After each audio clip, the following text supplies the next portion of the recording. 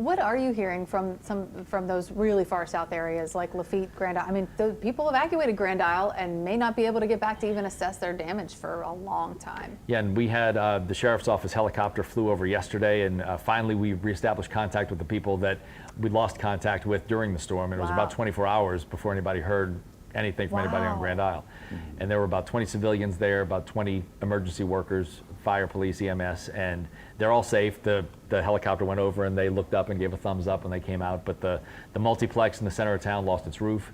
That's the big building where everybody was sheltering and riding out the hurricane. So it was a bad situation on the island for a number of hours. There's 6 feet of water across Highway 1. That's the only way in and out. And there's a lot of damage to the camps there. Really, when I saw the video, a lot more camps were still standing than I thought would be. There were a lot still there. Yeah.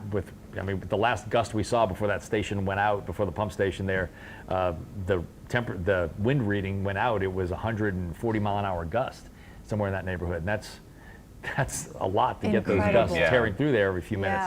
And it was sustained at above 100 for quite a while.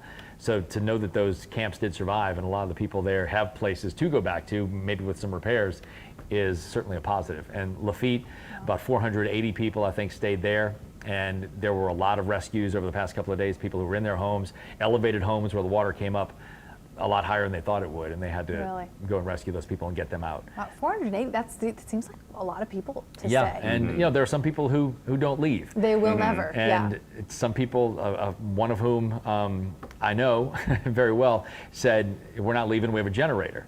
And that's great, but a generator is more about when you come back and you don't have a lot of damage, then you have your power and your water and your electronics, whatever you need in your house.